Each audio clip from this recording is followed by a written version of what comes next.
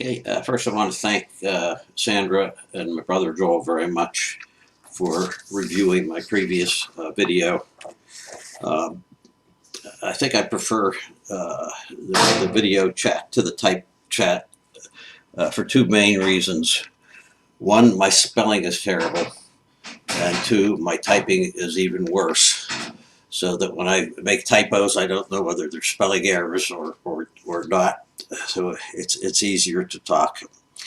But in any case, we're going to continue the discussion, uh, taking up the points that she raises in her very well written response uh, to my original video post regarding Israel and whether it should be considered a colonial state in any regard. And one of the things that Sandra points out, which is very valid, was that the Ottoman Empire itself was a corrupt uh, institution and falling apart for many years before. And I'm not so sure that Turkey is in much better condition today. Uh, the reason that was not brought up was that the whole purpose of my discussion was to try to be able to discuss the issue with people who hold the opposite view, people who hold the view that Israel is a colonial power, that it's an illegal state, that the country should be destroyed, abandoned, restricted, however, and to discuss the Ottoman Empire in that detail uh, doesn't really seek relevance in that regard. That's not to dismiss what you said. I think the history that you added in your response is very valuable, very true, but it doesn't lead to the discussion uh, that I hope to encourage, that we can talk to people who take the contrary view. So I consider that important, but not directly related to Israel. It certainly does relate a lot to World War One, which I did bring about. The next major point that you raised, which is also completely true, that the major battle after World War One involving the area really had little to do with Palestine. It had more to do with Iraq and Syria, the countries with oil. And that was divided up with Britain taking control in Iraq and France taking control in Syria. However, oil again is not relevant to the discussion as to whether Israel is a legal and moral entity or not, even though it's a very important factor in terms of post World War One history.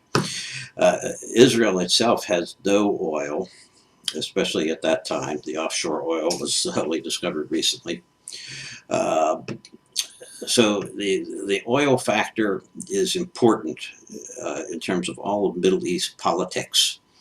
But the area of Palestine, the area of what now and was in the past Israel, is not oil related. Nobody fought for that territory because of oil, and the British concern with the French was still a factor. But you're quite correct in saying that the factor had more to do with oil than Israel. Uh, Israel, however, was looked upon as geographically important for France not to control, because it would give them too much control of the accesses to the oil lands to the north and east and to the Mediterranean. So I think I would stick with my proposition that a major factor was that Britain wanted France not in that region. Um, I read a lot of English history of that period, and it appears that the diplomatic discussions had more to do with keeping France out for geographic as opposed to oil reasons in terms of Palestine slash Israel. But again, oil in the Middle East is very important, but it doesn't relate to the discussion that I'm trying to create, which is to be able to discuss with other people who hold the opposite view to see if we can't find some common agreement. The other problem I've jotted down in terms of discussing the problems with the Ottoman Empire. This leads to charges of possible charges of Islamophobia, which I'm trying to avoid. I have a lot of problems with Islam, but I don't want that to be part of the discussion.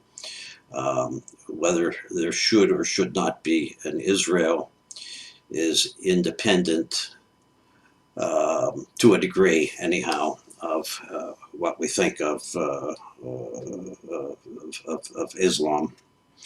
And then the other important issue raised was with the Byzantine Empire, and the relationship there, near as I can tell, is a mixed one. There certainly were periods of persecution.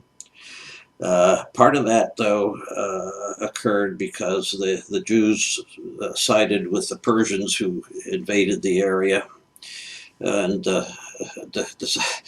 siding with the opposite side is never a popular move.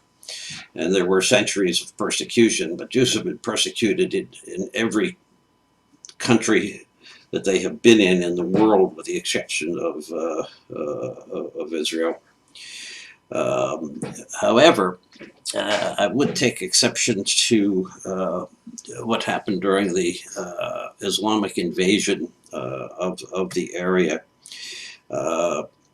There's pretty good evidence that the Crusaders did not just crusade against Muslims, but they were busy killing Jews that wouldn't convert as well. And there's mention of the Jews fighting side by side with the Muslims. And they specifically mentioned that the Jewish defense of Haifa and Jerusalem, Tiberias, Ramla, Ashkelon, Caesarea, and Gaza were all factors. So it would appear that there was a significant Jewish resistance to the Islamic invasion. And then that brings us up to the other point, which you are correct, but I don't find it relevant to the discussion of the morality and the reasoning behind the existence of Israel, namely that the Muslim, I shouldn't say Muslim, that include the Arab Christians as well, the Arab population were small farmers. They were subsistence farmers. I agree. But if you throw that into the argument, it makes it sound like it would be okay to take over a country that had successful farmers, but small farmers with subsistence farming only are okay to have their land taken away. So whether they were small farms, large farms, is to my thinking irrelevant. I have the 1890 census figures, which are, I gather, approximate, but there were 43,000 Jews in 1890, 57,000 Christians, and 432,000 Muslims. Okay, now that's still a small population for the area. It is certainly sparse, but it's quite clear that the majority were Muslim. And it's pretty clear that those 432,000 people were not busy with industry. They were not busy with massive food production industries. They could not have been that many involved in construction. So there was a large population, it would appear, of subsistence farmers. A large population is relative. The place was sparsely populated, but nonetheless, it was populated by uh, Arabs and mostly Muslims. And the Jewish population was a distinct minority around the turn of the century. Uh, and we have to admit those facts in the discussion. And the fact that they were small subsistence farmers was part of my discussion in terms of the reason why the land could be acquired from the landowners for such, I say bargain prices. It was a fortune at the time. But the owners were willing to sell out because they were being paid more than they deserved for land that would only provide for subsistence farming. But the Jews obviously came with better technology, better agriculture, and they were able to convert these small farms into larger productive farms. Uh, so I don't consider, you can't make an argument that the change in population was justified because the farmers were using old-fashioned techniques. But it's the fact that because of that, the land value was low and the Jews were willing to pay above that price and the landowners sold. So the important fact is that the land was acquired legally. There was no stealing of land. Now we need to have a whole different discussion in terms of what happens during the war that resulted upon the creation of Israel. But up to the time when the UN partitioned the area into a Jewish part and a Arab part, Muslim part, up to that point, there had been absolutely zero illegal taking of any land whatsoever. So I'll just emphasize again that the purpose of my discussion has less to do with getting all relevant history in, which is probably an endless task, but to get the history in that's relevant to the question of the legality and the morality of the foundation of the state of Israel. And we have to look at the fact that the transfer of land was legal, was purchased, was not stolen. However, I have great sympathy for those individual subsistence farmers who suddenly one day were told that the land that they have been farming for generations is no longer their farm, it's somebody else's farm. And like everybody, I shouldn't say that everybody, like most people, most places, you don't blame the landlord, you blame the tenant. So, in a more contemporary analysis, when black people move into a white neighborhood, the white people don't blame the owners of the houses that sold to the black population. They don't blame the landlords who rent to the black population. They blame the black people. And the same is true with every immigrant group. Jews move into a neighborhood where Jews aren't liked. The blame goes to the Jews, not to the landowners. And so we have a situation where Jews bought land, and the sellers weren't vilified, but the Jews were. Um, and I'm hoping that we can find a starting point so that we can discuss with people who are otherwise sympathetic to the Students for Justice in Palestine and similar organizations. I say sympathetic to because some of these groups will refuse to discuss it. Um, Discussing it is not necessary with them. But there are other people who may have very strong anti-Israel feelings, but at least have an open mind and be willing to discuss. And that is the group that I'm trying to address. And I'm also trying to address the Jews who feel that there is zero claim on the part of the Arab side, that they have zero justification for any of the claims or objections that they have.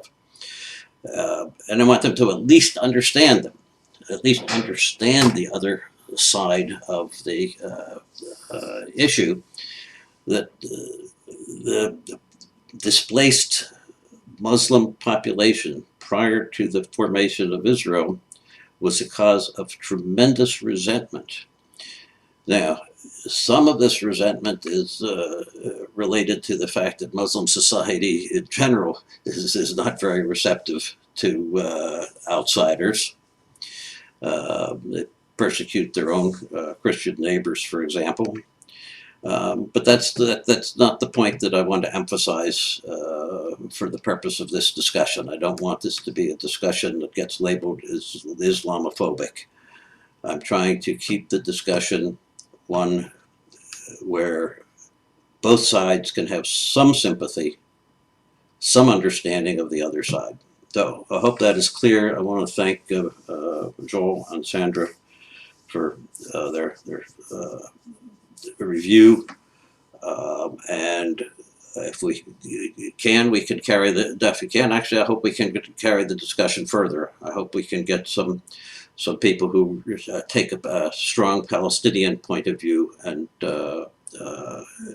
join the discussion. It's afternoon where I am on Sunday, so I'm going to wish everybody a good week. Shavua Tov is the expression in Hebrew. A good week in English, and I don't know more than a few words of Arabic, so I can't be helpful there, but maybe somebody will teach me how to say have a good week in Arabic. Um, so let's carry on the discussion. Maybe we can make words and not war.